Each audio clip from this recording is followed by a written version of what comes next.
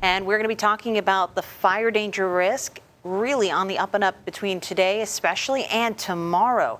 Saturday is going to be our highest fire danger since those fires that broke out in Sinton. So we need to make sure we're being extra careful so that we can avoid any kind of problems as we try to enjoy our weekend. But thankfully this morning we've got plenty of humidity. Unfortunately, it's causing some issues for drivers. So let's start off with what to expect when you head out the door. We're very warm this morning. Temperatures don't have a lot of wiggle room across our neighborhoods. We're on either side of 70 degrees. So yeah, it's a warm morning here, and it's feeling pretty muggy as we take a look at those dew point temperatures. They're not far off from the actual air temperatures, and we're in the 60s. So that means those dew point temperatures, which help us understand how much moisture is in the air around us, are telling us it is muggy, if you haven't already felt it by stepping up and out the door. But all of that moisture we have now making for some foggy roadways out there. So drivers, if you're heading out along the coast, 361, Highway 35, even portions of 181 and 77 likely to be dealing with some of those visibility restrictions from the haze and fog. We're now down to 2 miles of visibility in Port A, and that's the lowest that we have at our reporting stations.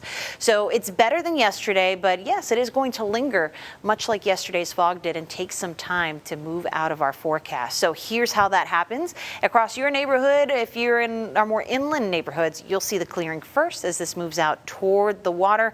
Through the mid-morning hours, it allows us to warm up rapidly. Watch as the inland neighborhoods reach those triple digits. 100 degrees, actual air temperature. Thank goodness we won't have as much humidity then, because it is just going to be very, very hot. Most other neighborhoods also in the 90s. We could break a record high temperature in Corpus Christi, 95 degrees. The coolest spot is going to be along the immediate coastline where that fog is going to linger likely through the early afternoon hours, and then a warm evening as we head closer towards sunset. Now there's no rain in the forecast unfortunately, but there is a cold front on the way. Right now it is bringing rain to parts of New Mexico and the panhandle of Texas. Would love for this to have brought us some rain, but it's not going to. And as it moves this way, we'll have dry air out ahead of it. That's the dry line we talk about, and very dry air behind it. So we'll be talking about fire weather alerts today and tomorrow. In fact, today's fire weather alerts, a warning for most of us, begins at noon, goes until 9 o'clock tonight, meaning we need to be very careful to avoid any activities that could set off a spark, because today's fire danger is a 3 out of 5 for most of the coastal bend. Some inland counties, very high, so 4 out of 5.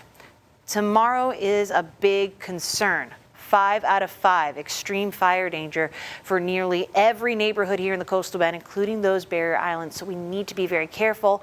Sunday will be an improvement, but still problematic. So avoid any activities that could set off a spark. We don't have any meaningful rainfall in the next 7 days, so especially the case, we need to be careful out there. But we will see some relief from the hot temperatures as we head on into the beginning of next week.